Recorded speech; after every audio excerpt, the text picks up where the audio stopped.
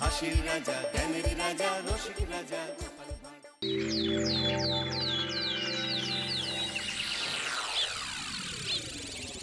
উফ, এইবার এমন একটা দাও মারবো না যে কৃষ্ণচন্দ্র কেঁদে কুল পাবে না। কিন্তু সেটা একমাত্র সফল হবে যদি কৃষ্ণনগরের মন্ত্রী আমাদের পাশে থাকে। আরে ও তো মোহর ছাড়া আর কিছুই চেনে না। ওকে খবর দিয়েছি এক্ষুনি এলো বলে। রাজামশাই, কৃষ্ণনগরের মন্ত্রী এসেছেন। ওকে ভেতরে পাঠিয়ে দাও। প্রণাম খাম্বাজরাজ। এ কি রানীমা, আপনি? আমি তোমাদের কৃষ্ণনগরের রানী মানুই। আমার নাম ললনা। আমি হরেক রকমের গলায় কথা বলতে পারি। এটা আমার আসল গলা। ওরে বাবা রে বাবা রে বাবা, আপনি তো প্রতিভার জলজ্যান্ত রূপ।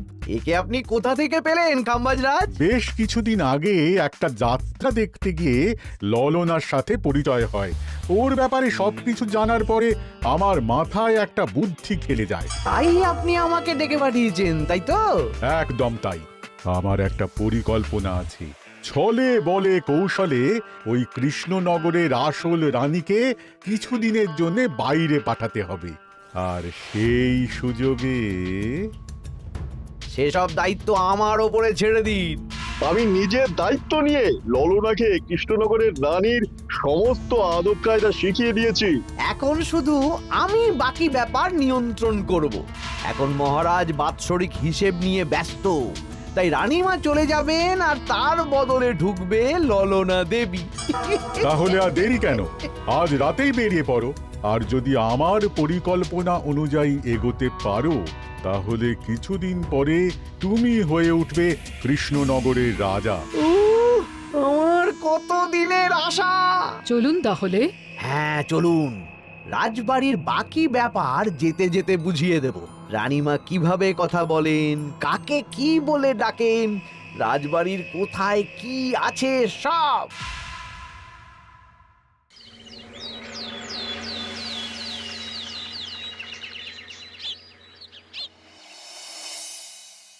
কি গো গিন্নি, জ্বরটা নেমেছে? এই জ্বরটা কমেছে, কিন্তু শরীরটা খুব দুর্বল গো। তুমি পারলে ভাতটা রান্না করে রাজবাড়ি যাও। আমি বেলার দিকে এই কিছু একটা তরকারি করব। না না গিন্নি, তোমাকে এই শরীরে রান্না করতে হবে না। আমি তরকারির সবজি কুটে রাখছি। হ্যাঁ, ওই পুটির মাকে বলে রাখবো, ও এসে রান্না করে দেবে। তাহলে তো ভালোই হয়।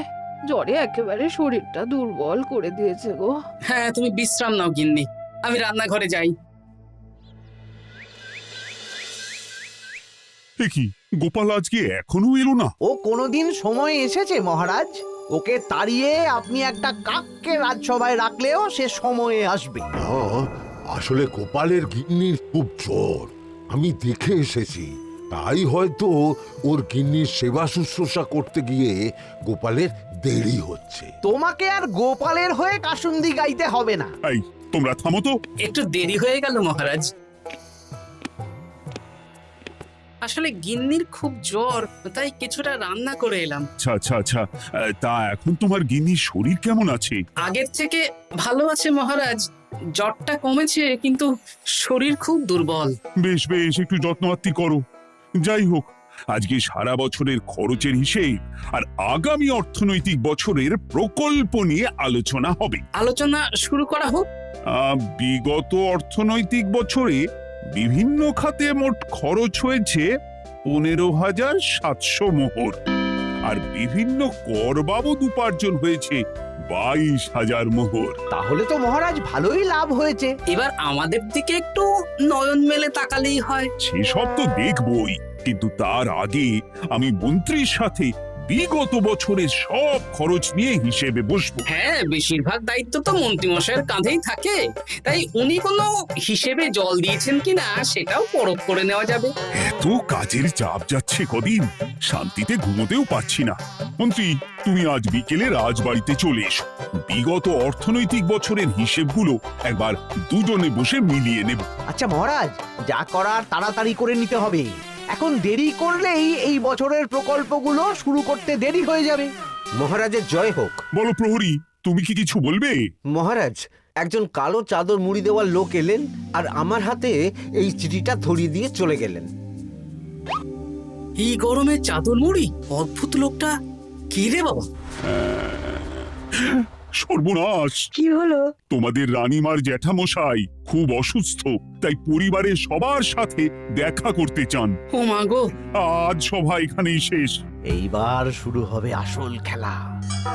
কি বলছেন মহারাজ? হ্যাঁ রানী, আমাকে এক্ষুনি জ্যাঠামশাইয়ের কাছে যাওয়ার বন্দোবস্ত করে দিন মহারাজ। কিন্তু রানী, তোমার জ্যাঠামশাইয়ের বাড়ি কৃষ্ণনগর থেকে ঘোড়ার গাড়িতে গেলেও তো 1.5 দিন সময় লেগে যাবে।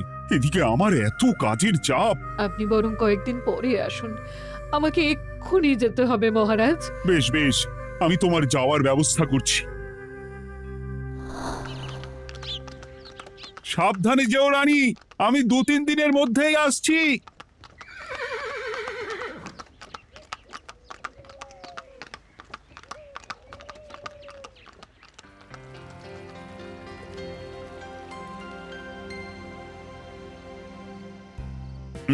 মন্ত্রী, বিগত অর্থনৈতিক বছরে আমাদের পাঠশালার উন্নতির জন্য কত খরচ করা হয়েছিল একটু দেখো তো। সব মিলিয়ে মোট 150 মোহর মহারাজ। কিন্তু আমার এখানে তো 170 মোহর দেখাচ্ছে। 170 মোহর? তা কি করে হয়? একই রানীমা, আপনি ঘোড়ার গাড়ি করে গেলেন আর হেঁটে চলে এলেন? সে আমার ব্যক্তিগত ব্যাপার, তুমি তোমার কাজ করো।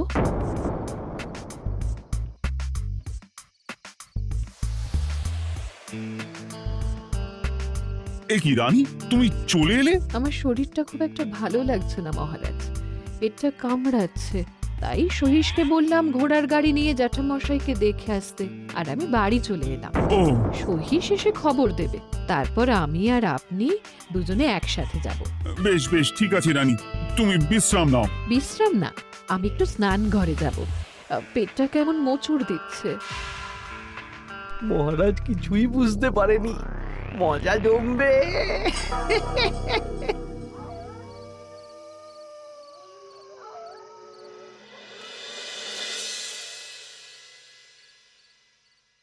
এ কি রানী, তুমি তোমার সব গয়না গাটি বের করছো কেন? আমার আর এই পুরনো নকশার গয়না পছন্দ নয় মহারাজ, ভাবছি কালকে সকালবেলা এই গয়নাগুলো শ্যাকরাকে দিয়ে শহুরে নকশায় নতুন গয়না বানাবো। কিন্তু এগুলো তো তোমার সবই পছন্দের গয়না। কিন্তু মহারাজ আমি ভেবে দেখলাম এই গয়নাগুলো সবই বড্ড ভারী গয়না, আমি শহুরে আধুনিক নকশার হালকা গয়না পরবো।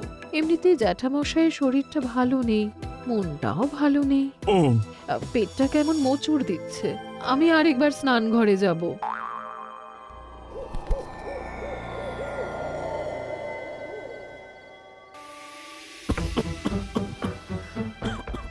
ওই তো মন্ত্রী মশাই এসেছে।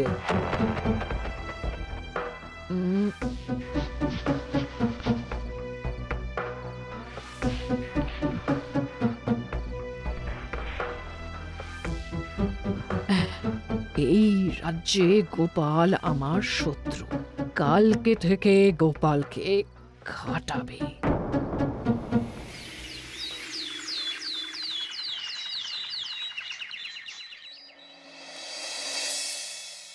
হায় হায় হায়, কি হলো রানী, কি হলো? গতকাল রাতে আমার সমস্ত গয়না চুরি হয়ে গেছে। বলো কি প্রহরী? বলুন মহারাজ। গতকাল রাতে রানীর সব গয়না চুরি হয়ে গেছে। তুমি আরেকজনকে নিয়ে এক্ষুনি খোঁজ করা শুরু করো। যথাজ্ঞা মহারাজ।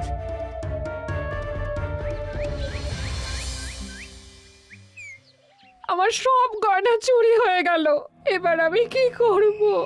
রানী তুমি কেঁদো না, সেই সকাল থেকে কেঁদেই চলেছো। আমি তো প্রহরীকে খোঁজ করতে পাঠিয়েছি।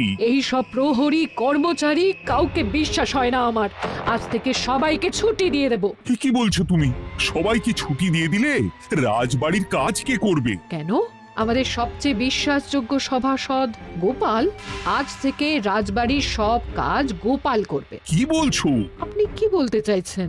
গোপাল বিশ্বাসযোগ্য না? হ্যাঁ, গোপাল আমার সবচেয়ে প্রিয়, ওর চেয়ে বিশ্বাসযোগ্য আর কেউ নেই। কিন্তু কোনো কিন্তু না, বলবেন আপনার আদেশ। এক্ষুনি গোপালকে ডেকে পাঠান। যেমন তোমার ইচ্ছে। গোপাল, গতকাল রাতে রানী সব গয়না চুরি হয়ে গেছে, তাও আবার ঘরের ভেতর থেকে। আমি চাই তোমার মতো বিশ্বাসযোগ্য লোকই রাজবাড়ির সমস্ত কাজ করুক। মানেটা ঠিক বুঝতে পারলাম না রানীমা। মানে আমি রাজবাড়ির বেশিরভাগ কর্মচারীকে ছুটি দিয়ে দিচ্ছি, তার বদলে রাজবাড়ির কাজ করবে তুমি। কিন্তু কোনো কিন্তু না। রাজসভার ভাড়ামো অনেক হয়েছে, এবার থেকে তোমার কাজ বাসন মাজা, ঘর মোছা, কাপড় কাচা, পুরো রাজবাড়ি ঝাঁট দিয়ে পরিষ্কার করা। এই সেরেছি। যাও, রান্নাঘর থেকে বাসন নিয়ে পুকুর পাড়ে গিয়ে বাসন মাজবে। এ কি গোপাল, রাজসভা থেকে সোজা পুকুর পাড়ে? কি হয়েছে নাকি? খুব হাসি পাচ্ছে না? হাসি তো পাবেই, নতুন রানীমা আসার পরে তোমার এই হাল করে ছেড়ে দিল। নতুন রানীমা? না, আসলে ঘটা বলতে চাইছে রানীমা তোমাকে নতুন চাকরি দিয়ে এই হাল করলো। যা হয়েছে ভালো হয়েছে, আমার পেছনে না লেগে নিজের কাজ করুন যান। কোথায় কি বলতে হয় জানিস না নাকি? অভ্যেস নেই তো, তাই মুখ ফসকে বেরিয়ে গেছে।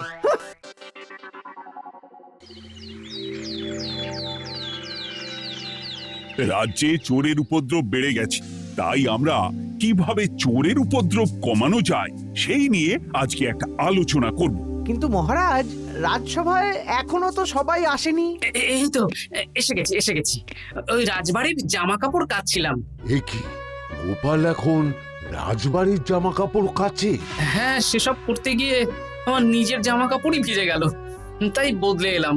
মহারাজ, রানীমা ঘোড়ার গাড়ি করে এসেছেন। মানেটা কি?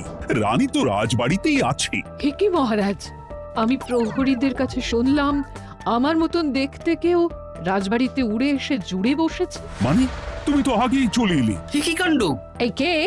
শুনলাম আমার মতন দেখতে কেউ এসেছে। ও আচ্ছা, আপনি। তা কি চাই আপনার? বোঝো কাণ্ড, একরকম দেখতে একরকম গলা, এ বলে আমি আসল, ও বলে আমি। হয় হয় হয়, আসল নকল বোঝাই দায়। একটা নয়, দুটো রানী। আমার জ্যাঠামশাই একদম সুস্থ। এই মহিলা নিশ্চয়ই ভুয়ো চিঠি দিয়ে নিজের রাজবাড়িতে ঢোকার সুযোগ খুঁজছিল।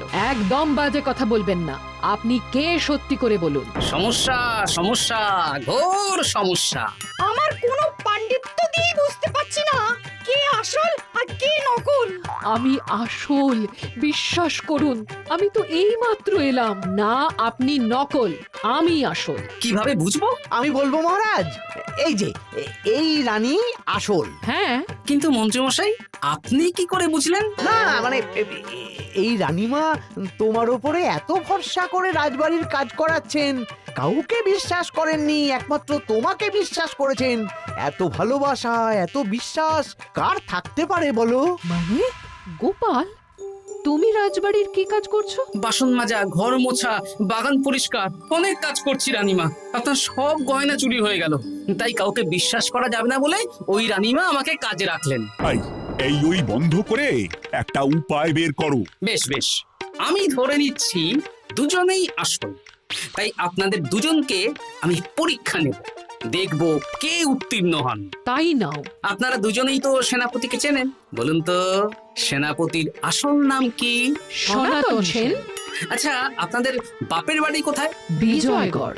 দূর গড়গড় করে সবই বলে দিচ্ছে। এভাবে হবে না, অন্য কোনো উপায় ভাবো। বেশ, সেনাপতি তলোয়ার দাও তো। দিচ্ছি। এই নিন, এই তলোয়ার দিয়ে মহারাজকে মেরে ফেলুন। আপনাদের মধ্যে কে মারতে চান বলুন। এসব তুমি কি বলছো গোপাল? মহারাজ আমার পতি পরমেশ্বর, ওনাকে আমি মারতে পারি? আমি স্বপ্নেও ভাবতে পারিনি গোপাল তুমি এই জঘন্য কাজ আমাকে করতে বলবে। আমি নিজের প্রাণের আহুতি দিতে পারি, কিন্তু মহারাজের গায়ে একটা আঁচড়ও দিতে পারবো না। উফ, খাম্বাজরাজ বেছে বেছে এক ধুরন্ধর নারীকে পাঠিয়েছেন, কোনো জবাব নেই। আমি বুঝতে পারছি না মহারাজ, এনাদের হাবভাব, কথাবার্তা, রূপ সবই একরকম।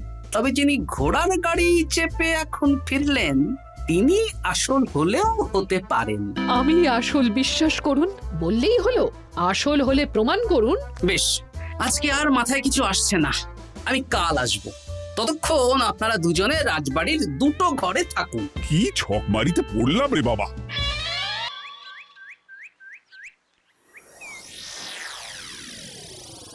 ললনা একদম তৈরি হয়ে এসেছে। দারুণ মজা হচ্ছে বলুন। এবার শুধু একবার আসল রানীকে সরিয়ে ললনা যদি রানী হয়ে যায়, তাহলে রানীর গয়নার মতন সব আমার হাতে চলে আসবে। তারপর কি হবে? তারপর ধীরে ধীরে মহারাজকেও কায়দা করে সরিয়ে দেব, আর খাম্বাজ রাজ আর আমি এই দুজনে মিলে এই রাজ্য চালাবো। ও কি বুদ্ধি আপনার মাথায়।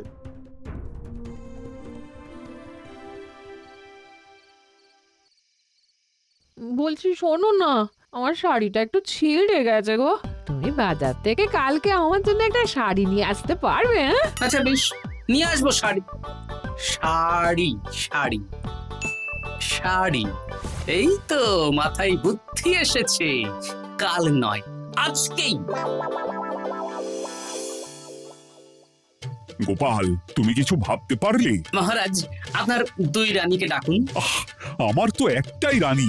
ওই হলো মহারাজ, আসল নকল দুজনকেই ডাকুন। কই গো, একটু বাইরে এসো। বলুন মহারাজ, আপনি যাচ্ছেন? আচ্ছা, আমি দুটো শাড়ি নিয়ে এসেছি, লাল শাড়ি আর নীল শাড়ি।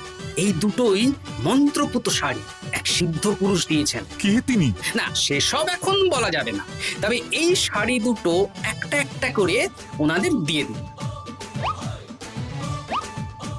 এবার আমি এই শাড়ির বিশেষত্ব বলি। হ্যাঁ বলো গোপাল, বলো। আপনারা দুজনেই আজ রাতে এই শাড়িটা পরবেন, সারা রাত পরে থাকবেন। এই শাড়িগুলো 12 হাত মাপের শাড়ি।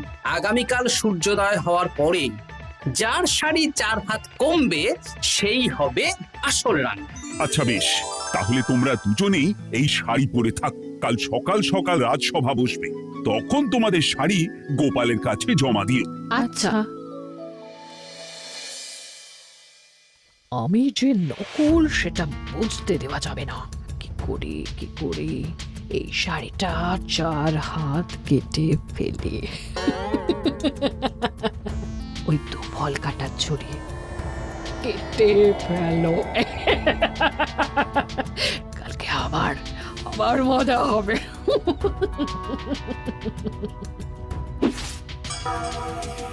হে ঠাকুর, রক্ষা করো ঠাকুর, আমার শাড়িটা যেন 4 হাত কমে যায়।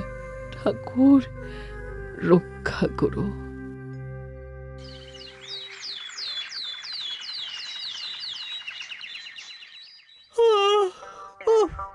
এত সকাল সকাল রাজসভা, দূর, ভালো করে ঘুমটাও হলো না। আমি তো ঘুমোইনি, চিন্তায় ঘুমই আসেনি। কই গো, তোমরা এসো। এই নিন আমার শাড়ি, এবার মেপে দেখুন, এটা 4 হাত কমে গেছে। এই দেখুন মহারাজ, বিশ্বাস করুন আমি আসল, কিন্তু এই শাড়িটা সারা রাত পরে থাকা সত্ত্বেও 4 হাত তো দূর, 4 আঙুলও কমেনি। লাল শাড়িটাই ছোট মনে হচ্ছে। তাহলে তুমি আসল? উফ, বাবা, বাঁচা গেল। আয়, কে আছো? এই নকল রানীকে কারাগারে বন্দি করো। দাঁড়ান মহারাজ, বন্দি করতে হলে যার শাড়ি 4 হাত কমে গেছে তাকে বন্দি করুন। কেন? আমার শাড়ি তো 4 হাত কমে গেছে। শর্ত অনুযায়ী যে আসল তার শাড়ি তো 4 হাত কমবে না।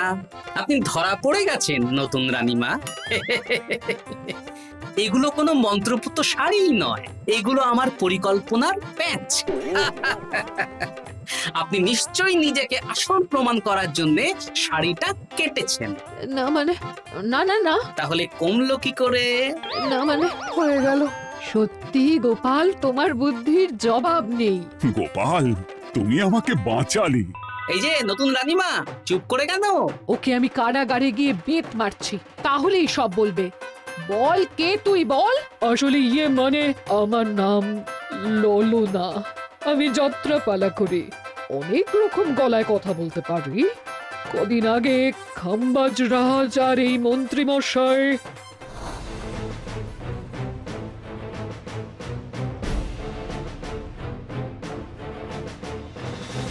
বাহ বাহ বাহ বাহ বাহ, এ তো দেখছি ললনার ছলনা। তার মানে রানীমার গয়না? ওগুলো তো সব মন্ত্রীকে দিয়েছি, জানলা দিয়ে কাপড়ে পেঁচিয়ে নামিয়ে দিয়েছি। মন্ত্রী, তোমাকে আমি শুলে চড়াবো। ভুল হয়ে গেছে মহারাজ, আমাকে ক্ষমা করুন। প্রাণে মারবেন না, সব গয়না ফেরত দিয়ে দেবো মহারাজ। তুমি শত্রু রাজ্যের প্ররোচনায় এত বড় ক্ষতি করতে চেয়েছিলে? ক্ষমা করুন মহারাজ, ক্ষমা করুন। সেনাপতি, মন্ত্রীকে 1000 বার বেত্রাঘাত করো। আর এই ললনার কি হবে? আমি অনেক দিন ধরে বাড়িতে একটা কাজ করার লোক খুঁজছি, ওনাকেই পাঠিয়ে দিন। আমার গিন্নি শুয়ে বসে থাকবে আর উনি খাটবেন। নয়, হ্যাঁ, ললনার ছলনা ভেস্তে গেল।